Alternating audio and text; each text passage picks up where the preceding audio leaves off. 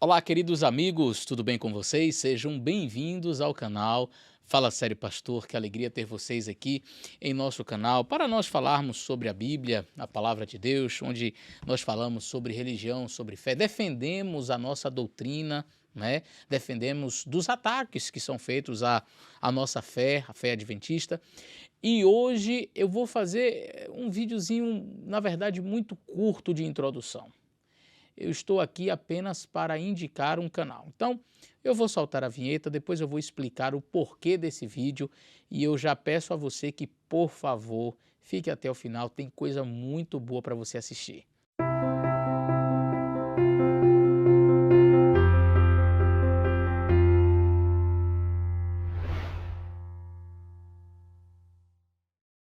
Meus amigos, eu sempre recomendo bons materiais que eu encontro na internet ou dou dicas de livros que eu sempre tenho usado para os meus estudos, dou dicas também de canais que são bons na internet e hoje eu tenho uma dica espetacular. Eu quero falar para vocês de um canal que tem uma qualidade excelente, um canal muitíssimo bom, denominacional, fala da nossa doutrina, fala da nossa fé, defende aquilo que nós acreditamos e eu sempre recomendo coisa boa. O pastor Michelson também já recomendou esse canal diversas vezes, mas eu sei que tem muita gente que me assiste que talvez não tenha assistido esse canal ainda. Ou que talvez já até tenha assistido, mas não se inscreveu no canal para acompanhar, não ativou as notificações para ver os vídeos que esse canal produz. E olha, gente, é coisa muito boa. É tão boa que eu tomei a liberdade, conversei com a pessoa, o dono do canal, para colocar um vídeo dele aqui.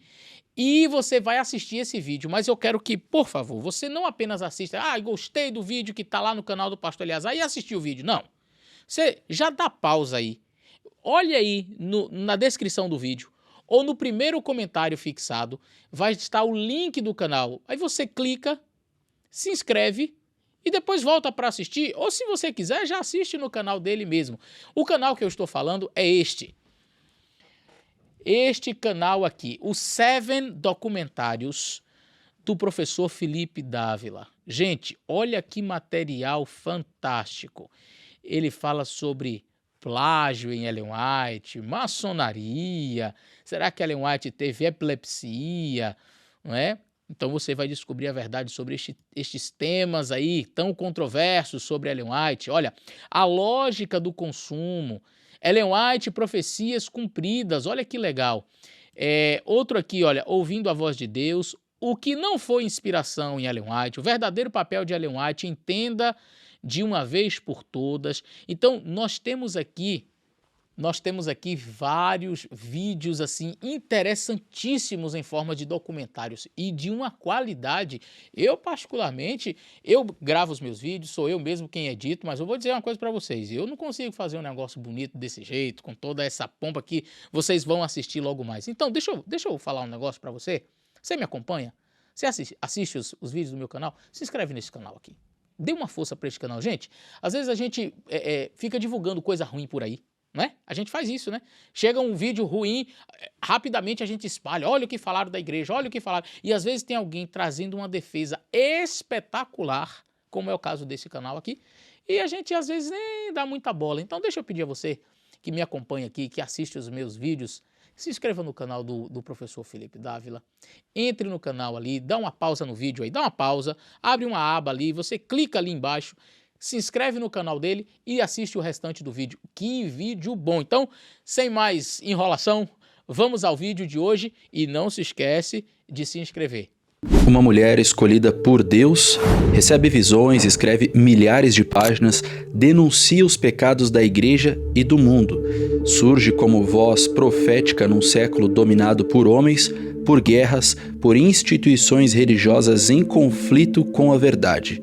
Ellen G. White, uma mulher que impactou milhões e também outros milhões se levantaram contra ela. Inspiração ou alucinação? Ela tinha cerca de 9 anos quando foi atingida por uma pedra no rosto. A fratura comprometeu a sua saúde por toda a vida. Poucos acreditavam que ela sobreviveria, mas foi justamente após essa experiência que surgiram as primeiras visões profundas, longas, com mensagens espirituais e apelos à santidade. Décadas depois, surgiria a acusação. E se não fosse profecia? E se tudo fosse epilepsia? A hipótese moderna de epilepsia tentou explicar as suas visões como surtos neurológicos. Soava plausível, mas colapsou diante da análise científica. O neurologista da Universidade de Loma Linda reuniu uma equipe para investigar. O resultado? As visões de Ellen White não tinham elementos típicos de epilepsia. Não havia perda de consciência, ou tremores, desorientação, ou delírios. Havia sim estrutura, coerência, conteúdo teológico, técnico, clareza e memória detalhada do que era visto. Mais do que isso, a mensagem era transformadora, chamava à reforma de vida, à renúncia do pecado, ao retorno às escrituras. Que tipo de epilepsia produz isso? Seria impossível viver por quase 90 anos tendo tantas crises epiléticas como os críticos acusam, produzir tantos materiais, coordenar e liderar tantas instituições. A hipótese de epilepsia cai por terra diante da realidade e da ciência. O mito do plágio. A segunda acusação parece ser ainda mais grave: o plágio. Walter Ria, um ex-pastor adventista, lançou uma bomba nos anos 80. Afirmou que até 90% dos escritos de Ellen White eram cópias de outros autores. O impacto foi imediato. Críticos vibraram e membros se questionaram. Mas então, a verdade, ela veio à tona. A igreja não ignorou, pelo contrário, contratou o Dr. Fred Veltman, um teólogo e pesquisador e também professor, e ele passou 8 anos analisando 15 capítulos inteiros do livro O Desejado de Todas as Nações. A conclusão foi clara: cerca de 30% do conteúdo tinha paralelos com outros autores, e esses paralelos eram, em sua maioria, paráfrases, temas comuns, uso de linguagem parecida. Ellen White nunca escondeu isso, pelo contrário, ela indicou tais livros.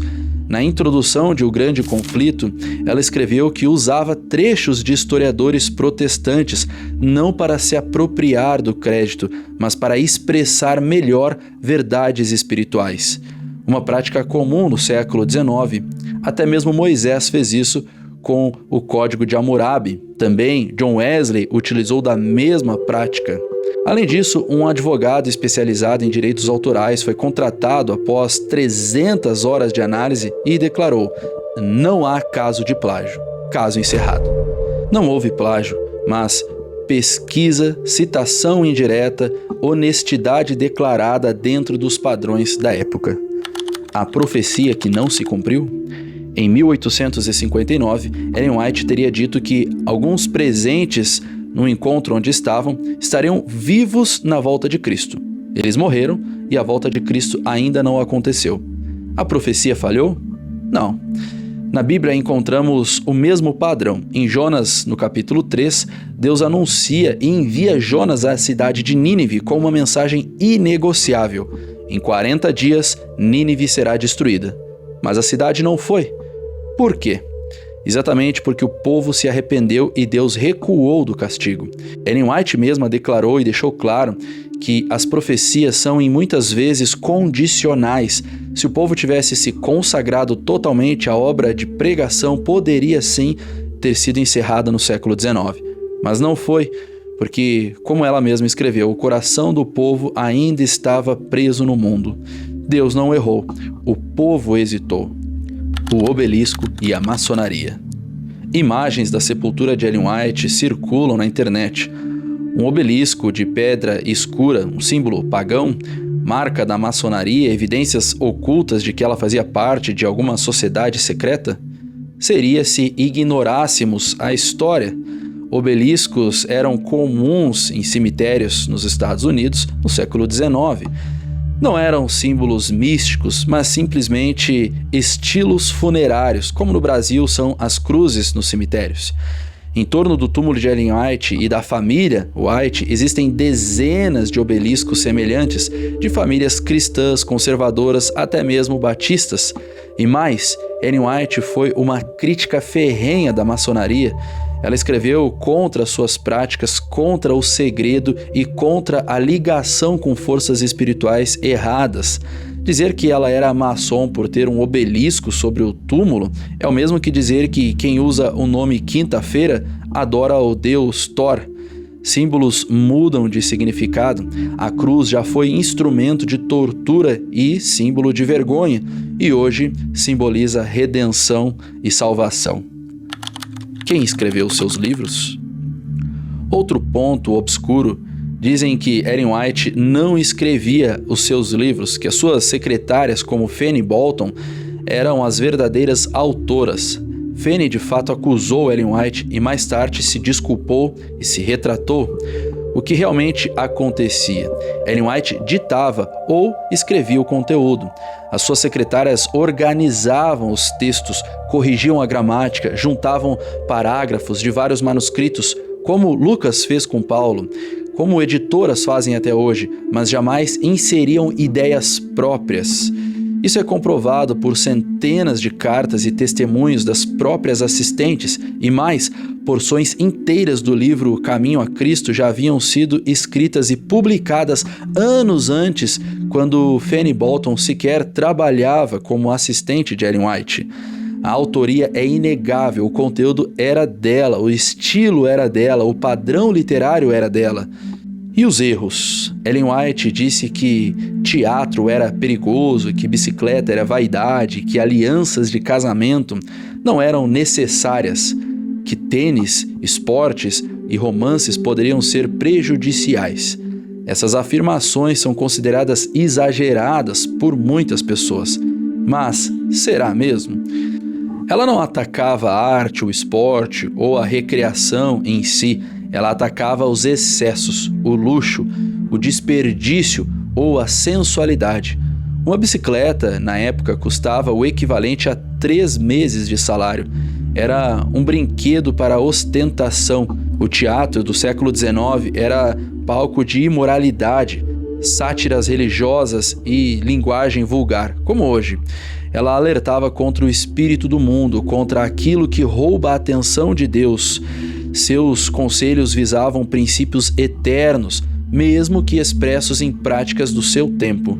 A pergunta não é se ela acertou nos detalhes. A pergunta é: ela errou em chamar a atenção para uma vida santa? O fruto de sua mensagem.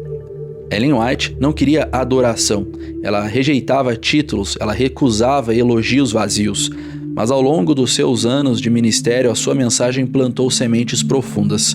Hoje, seus escritos circulam em mais de 160 idiomas, estão em hospitais, lares, igrejas, escolas, levaram consolo a mães, despertaram vocações, fortaleceram lares.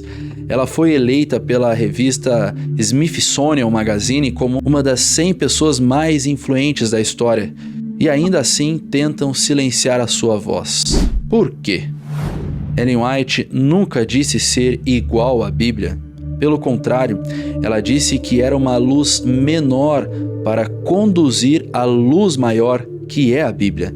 Ela apontava para Cristo, era cristocêntrica o tempo todo, pregava o arrependimento, alertava sobre os perigos do mundo e clamava por um reavivamento espiritual.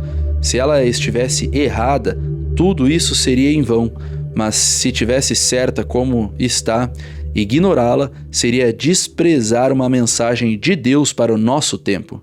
E talvez seja a verdadeira razão do incômodo, não a mulher, mas a verdade que ela dizia.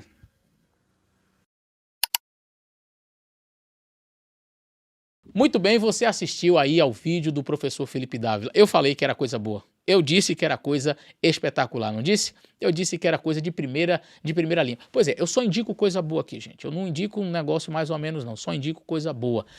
E este é um canal que vale a pena ser indicado. Este é um canal que vale a pena ter muito seguidor. Este é um canal que vale a pena você compartilhar. Por quê? Porque é um canal denominacional, é um canal que prega aquilo que a gente prega, é um canal que eu não fico preocupado, rapaz, será que vai ter coisa estranha por aqui? Será que a gente vai ter um negócio que vai comprometer? Não, é um canal que eu recomendo, é um canal que eu já assisti o conteúdo, tenho acompanhado, e uma pessoa inteligentíssima e, ao mesmo tempo, o professor Felipe Dávila é uma pessoa humilde. Ele sempre tem consultado, sempre tem conversado comigo, com o pastor Michelson, com outros pastores. Se tem alguma coisa que precisa ser ajustada, ele não tem problema nenhum em fazer ajustes. É uma pessoa que está disposto a trazer sempre luz e bons conteúdos, como você acabou de assistir. Então, se inscreva no canal dele e que Deus abençoe você.